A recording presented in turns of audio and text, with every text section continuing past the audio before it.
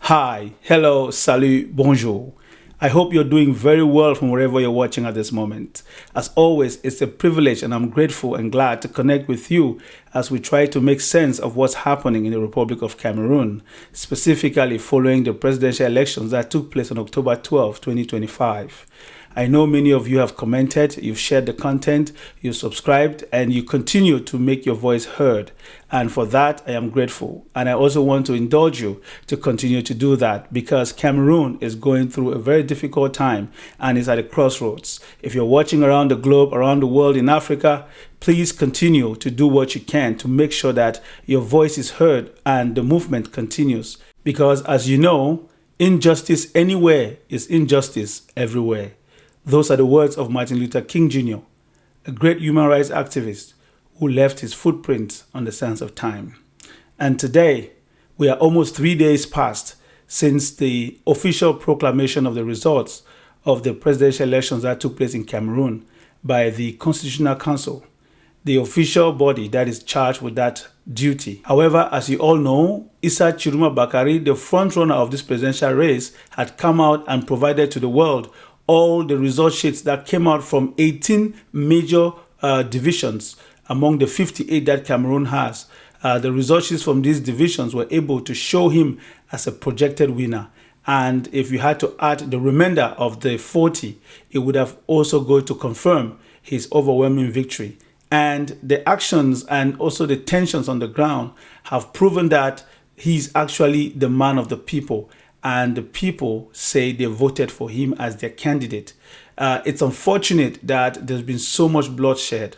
And we take a moment to remember the brave men and women of Cameroon, young and old, who have lost their lives because of the numerous crises that Cameroon has experienced over the years because of elections.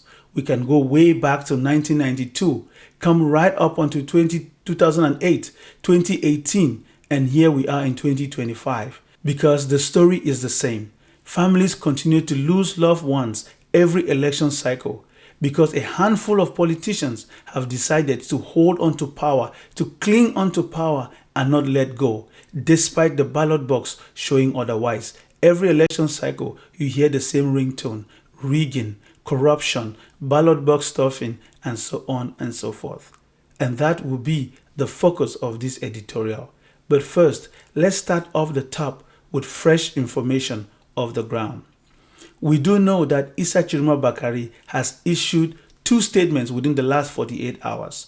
In the first statement, he cautions and warns that his team is ready to move into the 3rd action plan, citing the fact that people should remember what happened in Côte d'Ivoire in 2010, where there was a president, Laurent Gbagbo in this case, who had already been proclaimed as the winner and even sworn in, whereas Alassane Dramane Ouattara was outside and at a hotel and ended up being able to come into office months later. And he tried to caution everyone to look at that situation carefully. In the second statement, Issa Tchiroma Bakary cautions everyone and also highlights the fact that this time around, only the determination of the people would send away the Biya regime. And also noting that it is time because this year is an opportunity for everyone to say enough is enough. Again, we're going to analyze in our second part. We continue to inform you that there's been reports of so many deaths, so many arrests. Yes, there's a semblance of life returning to normal in some key areas, but there's a reason for that we're going to analyze later.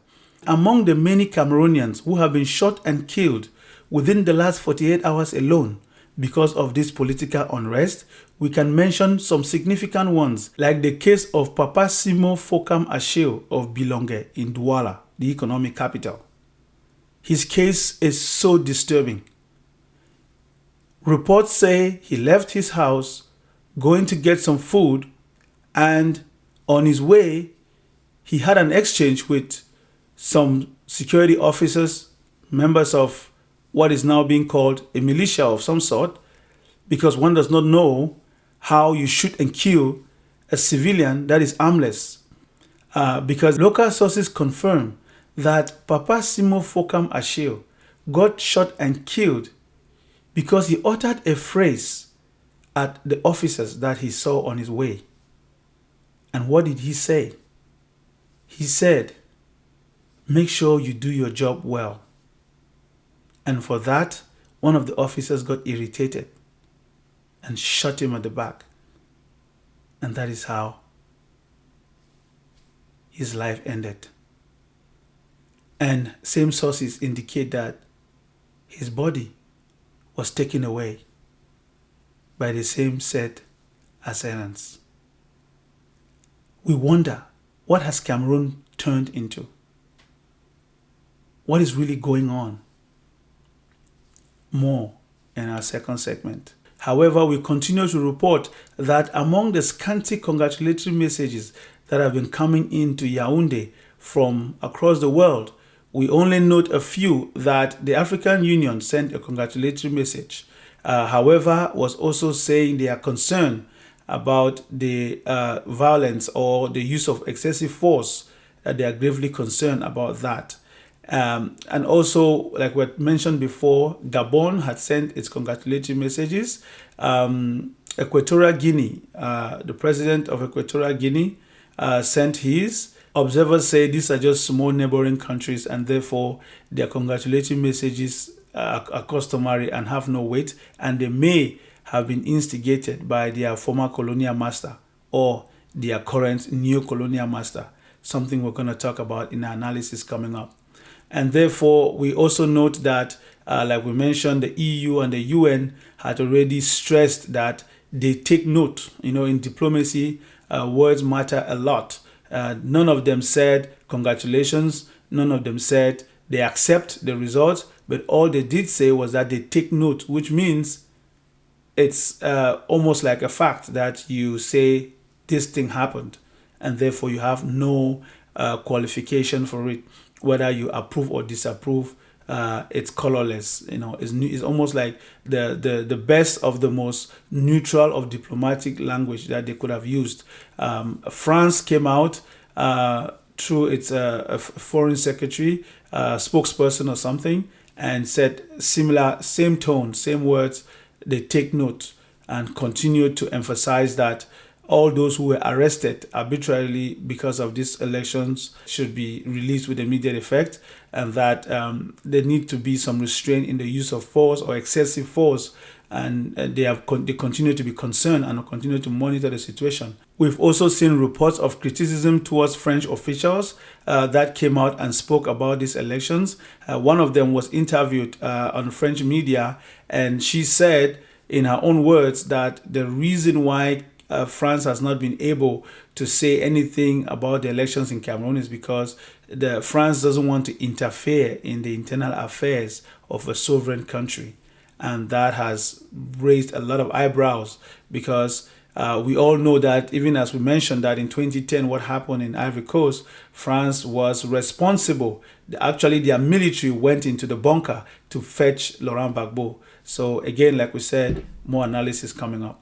So we continue to look at those letters that are coming in, and we can tell you that all the international organizations that have said, the UN, the EU, partner countries, you can mention Canada, France. So far, none of them have sent their regular official congratulatory messages to Yaoundé. Speaking of Yaoundé, we can also inform you that a very significant event took place at the Unity Palace, one which you would have expected President Paul Biya to show up, but he was absent, which was very strange to many observers, because the Italian ambassador to Cameroon, the outgoing Italian ambassador to Cameroon, had gone to the Unity Palace to bid his farewell. As diplomatic protocol requires, he was supposed to meet with the head of state of Cameroon, but he was rather received by the Secretary General in the person of Ferdinand Gongo, which again, observers and critics alike, opposition leaders, have continued to point an accusing finger that he is one of the key players that were among those that made these elections take place. And as you saw, it was a parade of so many leaders from across the country that were called to the Unity Palace. And opposition leaders were crying foul that that was some form of corruption. and bribery taking place, where you saw invitations go out right up to the clergy. They were invited to the Unity Palace to continue to mobilize resources for these elections to take place. And one is left to wonder that even with all of that, the people still went out to vote for Issa Tchiroma Bakary. That just speaks volume as to how the people are fed up with those that call themselves the elite or the traditional rulers, or those that call themselves even men of God in some way have been called to question because of this election's result. And there's a great, great concern in the country that they need to speak up because things are not looking good. But as we said, more analysis to come on later on. So we continue to also inform you that the president of the National Communication Council issued a statement which appeared in many newspapers around the country, saying that they are observing, regrettably, that some French media like France 24, LCI, RFI, that they've taken a position to continue to undermine the elections in Cameroon by stating facts that don't align with the position of Yaoundé, so to speak. And it's questionable because you wouldn't expect the National Communications Council president or chair to be addressing foreign media in that tone. But again, that tells you the Cameroon we are in. So analysis to come later on. We can also inform you that the climate on the ground shows that there have been communiques, especially from the Minister of Secondary Education, going out to tell all those that are in charge of schools to know that schools have to continue normally. They should not heed to any call to boycott or to stay at home or go on strike of any sort, that classes should continue business as usual, almost like giving them an instruction to make sure that schools are not closed. Local observers say the current stalemate in the country had already paved the way for schools to be totally cancelled to further notice. However, the communiques that are coming from Yaoundé, from the Minister of Education or Secondary Education, it comes with some stern warning. So it's almost like you need to open the schools and continue to go to school, or else face some sanctions. So right now, that's the climate. We also know that DOs and SDOs were convened at the various governor offices across the country to try to pass a message of you need to go down to the field and make sure that you push the people to come out and continue their daily life as if nothing is going on, that way to deter the protests. We could see the governor of the littoral region even go right into a market, I think Peka 14, try to buy stuff on the street, some kind of photo op, show up that they're actually with the people and they're trying to bring calm and serenity in the city. You could see some local councillors like Charles Zhang take the street in New Bell to tell people that, look at the streets, everything is working, people are going up and down, and even telling people to come out, I think tomorrow and the day after, to come and clean the streets and clean the place. So those are the kind of tactics that observers say the CPDM party members, as well as the arm of the regime that wants to continue the status quo, that those are the techniques they are using, mount pressure on everyone to do things as if everything is going as business as usual. We've even seen videos of military officers, especially in the West region, where activities were paralyzed, calling on people to open their bars, open their off license and sell alcohol and continue their day, and telling people to do what they have to do so everything looks normal. And that has caught the eye of many observers who say that's exactly why Cameroon is where it is today. Because alcohol has been used as a sedative to get people to numb their pain and forget about their troubles, only to wake up the next morning and the same problems and the same cycle continues. And therefore, they are calling on people to remain vigilant and to not buy into that mentality of opening bars and drinking, because that's exactly why they are where they are today and why the situation is the way it is. So you can tell that the last 72 hours have really been tense in Cameroon. Most of the regions, especially in those regions where Issa Tchiroma Bakary won, you can tell that people are not ready to go back to normal life. They continue to clamor for change. There's a video of a young woman walking on the streets, opening her arms and saying she's ready to die. And therefore, with all these happenings, you can tell for yourself that the situation continues to escalate. Although the people in Yaoundé are trying to paint a different picture, trying to claim that everything is like business as usual, life is returning to normal. And you will be shocked to note that even with all this tension, the Minister of Territorial Administration, Paul Atanganji, came out in his recent press briefing and was using very strong language and addressed the press, telling everyone that Issa Tchiroma Bakary would be tried before the courts for causing insurrection and instigating violence. He also threatened all those in the media, whether they are home and abroad, that are saying anything that doesn't go in line with what they believe is the version of the truth. And he went on to say they have put up a team that will track down all those who have distributed videos, photos, or messages that spew hate speech in the country. And to that, other Cameroonians were quick on their feet to gather the evidence and then start to plaster it on social media to tell him that the hate speech is instead coming from their camp. The hate speech is instead coming from the propaganda media channels that they have, that they are using to dissuade Cameroonians. That the hate speech is instead coming from those that have decided to practice a different form of journalism that means insulting other Cameroonians that don't see eye to eye with them. And just so you know, it's been extremely difficult to report accurately on the number of deaths, the number of injured, and the number of arrests. Because again, you would expect that that information should be made public and available on a day-to-day basis. However, we don't get them. But the good thing is Amnesty International, other humanitarian organizations, Human Rights Watch, so many activists on the ground are collecting raw data to be able to present in the near future exactly who has been killed, who was injured, and who was arrested. But it's hard because when they get arrested, some of them have been whisked away to Yaoundé to go and face the military tribunal, something that international law condemns. You have people that are in cells that you don't even know why they are there. Those that have been injured, you don't know the state of their health. You don't know if they are getting treatment or not.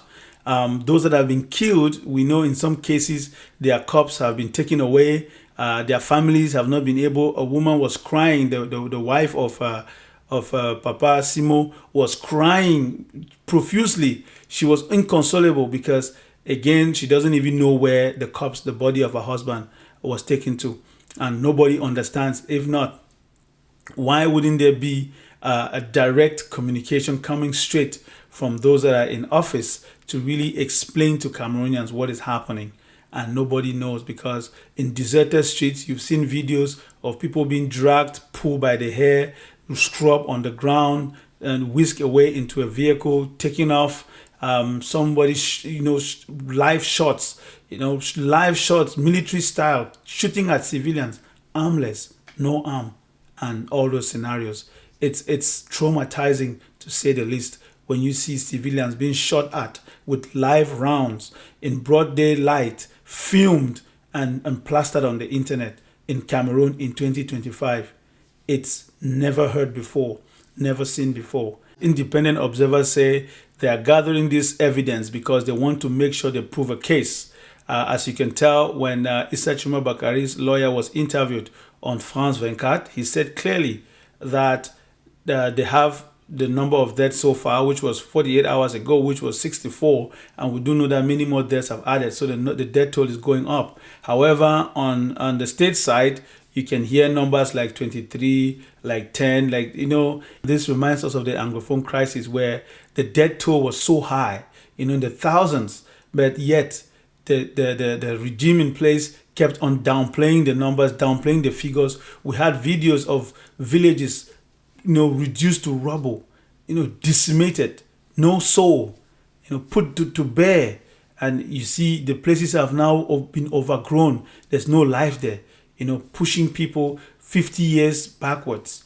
And yet, up until today, there's been no accountability. No one has been held responsible for that level. The case of Ngabu, the case, it's so sad. And the same playbook is taking place. And we could see big tankers rolling down the streets of Douala as if the country was in some form of war from outside, as if the enemy was from outside. No, it was just everyday Cameroonians that had taken to the streets to demand that their victory from the ballot box be restored, to demand that the president they voted for be put in office, and to demand that justice, democracy, transparency prevail.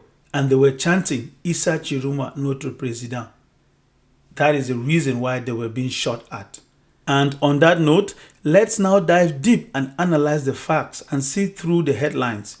Try to understand what is underneath all this tension and why the case of Cameroon is a very concerning one. For starters, let's talk about what gives President Paul Biya such grip on power. What makes him feel so invincible? Even when he's not present, the Cameroonian people still feel like they are governed and panic, because it is unthinkable that in all offices there is a big photo of the president of the country on the wall in any office you go to. People even use it as a way to show their loyalty. And this photo has an image of the president when he was still young in his early days. And therefore, it looks charming and charismatic. Whereas the real image of the current president himself is not the same thing. And we've talked about age before, and we all agree that positive aging is a blessing. And in African culture and tradition, the elders that live long enough to this age are venerated. That's why they are kept out of the spotlight. But in this case, let's agree that President Paul Biya is the one who wants to be represented and is trying to stay in office. And to stay in office maybe till death, or to do a transition, a soft power transition within the same CPDM machine. But whatever the case may be, let's now analyze some key facts that go to explain why Cameroonians have been finding it extremely difficult to get rid of the Biya regime for the last 43 years, or let's just say for the last 30 years, starting since 1992. The first on the list is the incestuous relationship with France. Because as you know, Cameroon holds a very strategic location in Africa, a strategic location in the Gulf of Guinea. And France doesn't want to let go of this territory, because one cannot understand why the French were able to go in Côte d'Ivoire in 2010, use their military to take out Laurent Gbagbo and put in Alassane Dramane Ouattara, which we all know how the situation looked like. And we've seen what has gone on over the years, and Alassane Ouattara continues to stay in office and continues to get more mandates. And in fact, he just won another overwhelming majority mandate, which is unthinkable because all his challengers were taken out before the elections. They didn't even have a chance to stand. When you look at Cameroon, it looks like the same thing is taking place. The only exception being that the key candidate is the current regime, President Paul Biya. Because one cannot understand how the French were able to go in Ivory Coast, in Côte d'Ivoire, and fetch Laurent Gbagbo from the bunker, use their military and decimate the entire presidency and get Laurent Gbagbo out, and put Alassane Dramane Ouattara in place. And yet, when it comes to Cameroon, you hear their officials say they don't interfere in the internal affairs of sovereign countries. Because you see, despite all the mobilizations that the Cameroonian youth have been able to demonstrate to the world, even when the Anglophone crisis was at its peak, no international organization No reputable international organization that had some full weight and force was able to intervene to bring a meaningful solution. Because it seems that the regime of Paul Biya in Yaoundé feel like nobody in the entire world can say anything, no matter what they do. Because if that was the case, we would have seen some meaningful change when there was so much bloodshed, loss of human life at the peak of the Anglophone crisis, and even to date.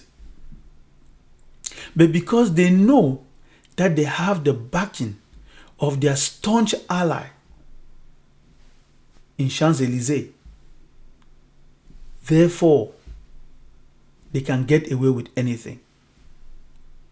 Because what explains the fact that Cameroonians voted for somebody and everybody knows in the whole wide world that their vote was stolen? How do you know? Because Section 113 of the Electoral Code says it clearly that at the close of the polling station, the results are counted, the ballots are counted and tabulated, and the results are published, made public, proclaimed in each polling station. Which means on that same day, with technology today, smartphones, photographs, procès-verbal, documented and plastered, you can know the results of that elections within a few hours. Even in the villages where they use torches and lamps to count the votes, we saw the images of the chalkboards. So when you tally all of that, and that is what Issa Tchiroma Bakary's team did, it's very convincing, because nobody has come out to contradict the results that Issa Tchiroma Bakary and his team put out on a Google Drive. It's out there for everybody to connect and see. No one has come out to contradict those results, not even Elections Cameroon. They are so content with the paper copies of everything. Why has Elections Cameroon not published their own results on their website?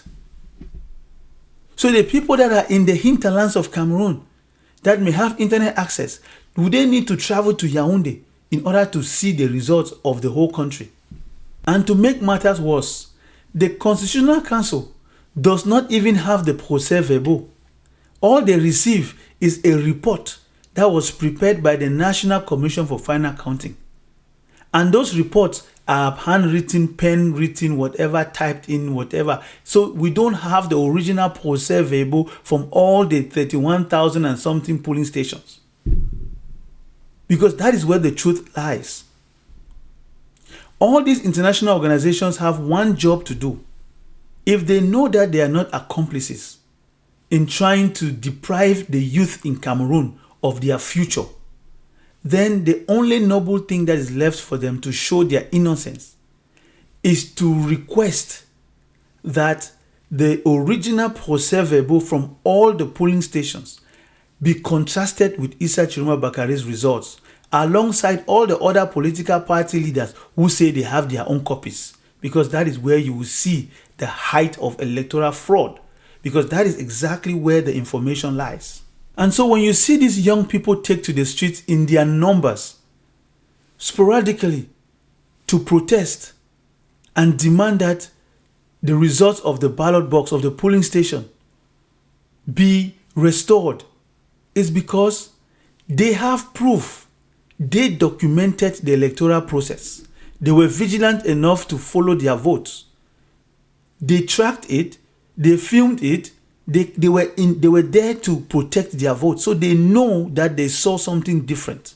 These young people belong to all kinds of WhatsApp groups. These people, there were so many platforms. Diso by Merchant Doki, Project C by Eric Chinje and the likes, Afritech by Rebecca Enoncho. There were so many platforms. There were many of them.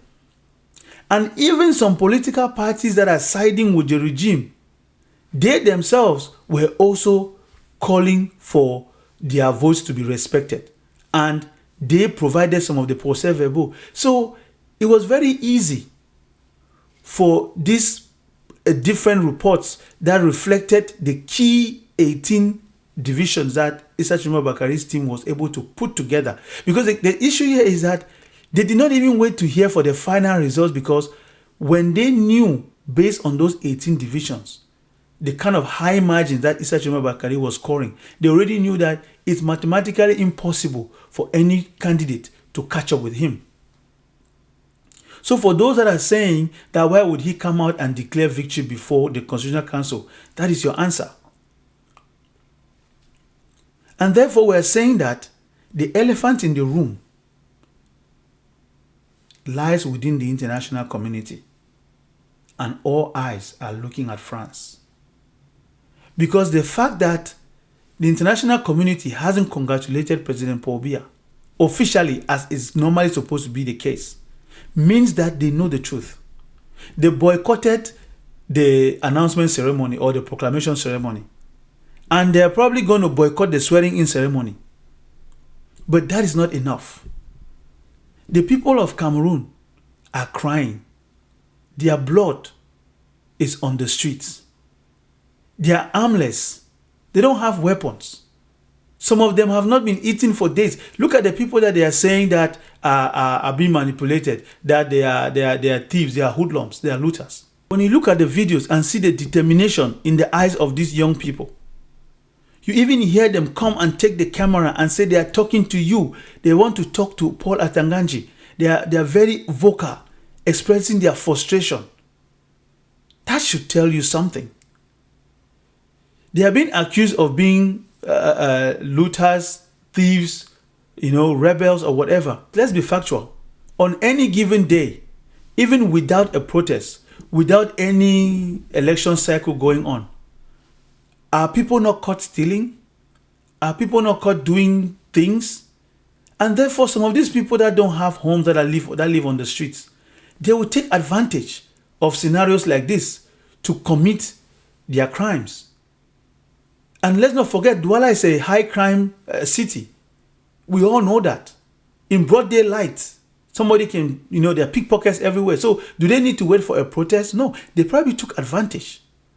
And therefore, you cannot discredit a genuine movement because some people were looting or breaking places. There are also reports from independent observers that the regime in place is known for always infiltrating the ranks of any meaningful protest with their own gangs to create and disseminate false information, to create situations where it would justify the use of force. And it turns out this is one of those instances. And that is why some other human rights activists are saying that it would have been better for the people to stay at home and instead observe some form of ghost town, some form of strike. No motorbikes, no taxis, no everything. So people just paralyze the economy and stay home. That is their suggestion. Because it shows that anytime the people go on the street, there is always an opportunity for people to infiltrate the ranks and create some chaos, and therefore justify the use of brute force and live rounds and bullets to kill and shoot, to shoot and kill. And so you can see for yourself why the situation in Cameroon is so complicated. Because the regime in place has been in power for 43 years. They have all the levers of power. They have the military in their hands. They have the treasury. They have the keys to the treasury. So they can use money and put anybody in any position. The only thing we're appealing to many Cameroonians is that don't let your conscience to be bought by a few thousands or hundreds of thousands. Because that money will finish, but the future of your children and your great-grandchildren would have been stolen and wiped off. This is the soul of the nation that the people say they are fighting for. And when you look from afar, you can see that the people really yearn for that change. Because the soul of the nation is at stake. And therefore, you may collect 10,000, 15,000, 20,000 and betray your brother and sister because you are trying to be a black leg. They have them everywhere. They are using some as vigilante group because you can collect 15,000, 20,000, 50,000, even 100,000 and use your machete and form a small vigilante and then chase your fellow Cameroonians not to come here. Don't protest here. We don't want disorder here. Let's protect our neighborhood. And then you turn around and see videos of that neighborhood, how deplorable it looks. And you look at the person even trying to say that, and you wonder if the average Cameroonian hasn't lost the focus on what is essential to bring change, meaningful change that will transform the country and elevate the lives of everyone, not just for a small elite class, because Cameroon stands at a threshold. And therefore, as we conclude this piece, in the hopes of continuing from where we left off, we still want to appeal to those brave men and women in uniform that you should never shoot and kill your own. It's not worth it.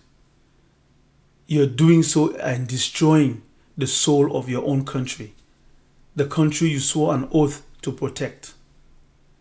And to all the Cameroonians home and abroad, there are over 5 million Cameroonians in the diaspora. You have to make sure your voice is heard. Because we've heard it before. No one is going to come to save Cameroon except Cameroonians. And that is why Cameroon is becoming the laughingstock of the world. Because other people are looking, other countries, other nationals are looking at Cameroonians and saying, you guys are intelligent, you're brilliant. You're specialists in many domains. You thrive everywhere you go in the world. But what's happening to your country? Why is your country being governed by people that could be considered, in some cases, very strong words have been used to describe them, but I wouldn't use it here. Why are you allowing your own country to go down the drain? Why are you allowing the people in office to steal the dreams of those that represent the future? So it's important that everyone lends their voice. Everyone that has a platform should know that they have to lend their voice. Because nobody is going to come to save Cameroonians. And the awareness needs to continue. Because the regime seems to only thrive when people are in darkness. When people don't understand, they are not enlightened. They don't see through the cracks and understand that all the manipulation that is taking place, all the rhetoric you hear, people going around on different TV platforms, spewing some propaganda to discredit any legitimate cause. People should wake up and realize that this is not 1992. This is not 2018. This is 2025.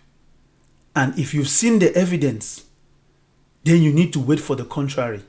And if the contrary doesn't come, then the evidence is the truth.